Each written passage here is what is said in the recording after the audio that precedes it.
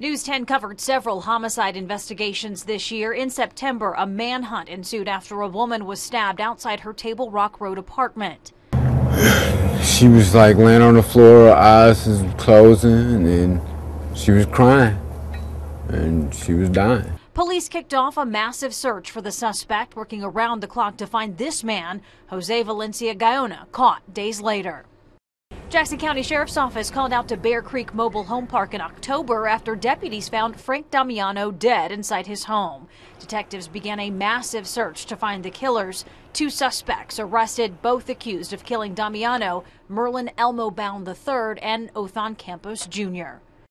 A double homicide investigation ended in a major drug bust in Klamath County. Operation Trojan Horse lasted for months and involved hundreds of officers. So many people were arrested, the jail was forced to open an extra wing. SWAT teams hauled in 30 suspects, 4 pounds of meth, and 25 guns. That same month, 8 warrants served, 4 people arrested after a 2-year investigation. We're still in the process of seizing a significant amount of evidence that includes the following: marijuana plants, documentation, and weapons. SONORML office in Medford, a place for people to come and get their medical marijuana, turned into a crime scene in May. Of those arrested, Lori Duckworth, the president of SONORML and a well-known medical marijuana advocate.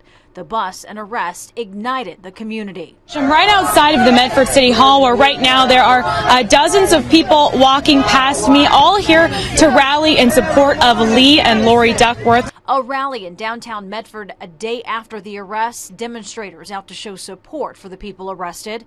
Free Lee and Lori! I will fight for the rights of my parents, just like my parents fight for the rights of patients in this community. In November, a bomb explodes outside the Jackson County District Attorney's office, putting neighbors on edge. Well, I think it's domestic terrorism, absolutely. I mean, anytime that part of the criminal justice system is singled out in this type of event with this type of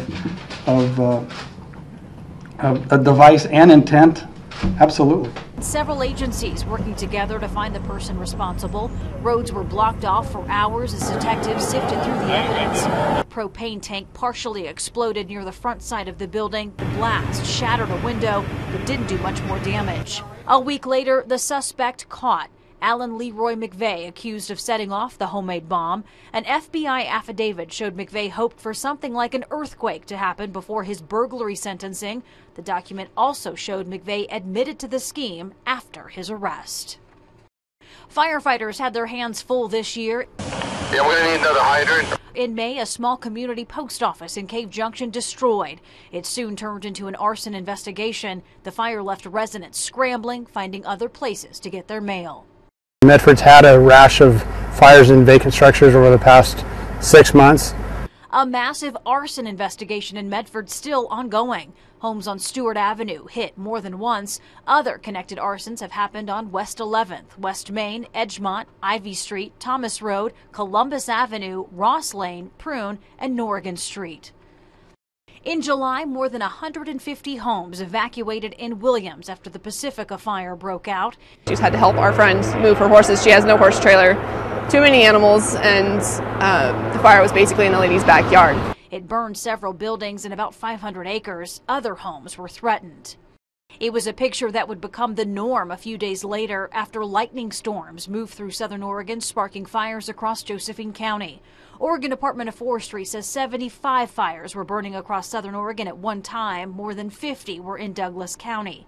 As the battle continued, narrowed down to 4 major fires burning in the region, the governor ordered state help. Largest turned out to be the Douglas Complex fire north of Glendale. Others, the Whisky Complex near Tiller, the Big Windy, and the Brimstone Fire.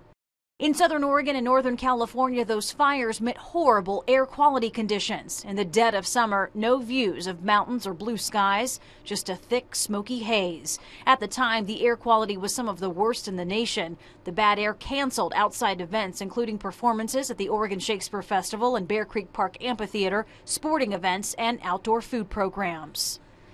Mother Nature decided to make her presence known at the beginning of December. A severe cold snap and then a major winter storm slammed into southern Oregon and northern California. Snow fell hard and fast, causing slippery conditions on Interstate 5 and several roads around our region. What started as a light dusting early this morning turned into a full-blown snowstorm this afternoon, creating unsafe and icy conditions for drivers out on the roads. Cars were at a complete stop, drivers abandoning their vehicles altogether, and police and fire crews were responding to rollovers and accidents nonstop. Adding insult to injury, the next day, the snow stuck, as did the cold temperatures. Yesterday afternoon, when this snowstorm first hit and drivers were really struggling heading home from work on these icy roads, and as drivers were spinning out on these roads, emergency first responders were busy trying to help them. For days, our region was dealing with icy conditions, busted pipes, and accidents. Bat Kid stole our hearts and our interest this year. The 5-year-old boy from Tule Lake, California traveled to San Francisco, or Gotham City, so his Make-A-Wish could come true. After Miles saved Gotham City from the Riddler and the Penguin, he talked with News 10. And then the Penguin turned nice. Then the Penguin turned nice. He apologized, yeah. Yeah. But the Riddler didn't. No, he's still in jail? Yeah. Miles had been battling leukemia when he made his wish to the Make-A-Wish Foundation. His family didn't realize so many people would turn out or the event would gain such national attention. Miles told us he wanted to do it all again. Next time I'm gonna get that Joker.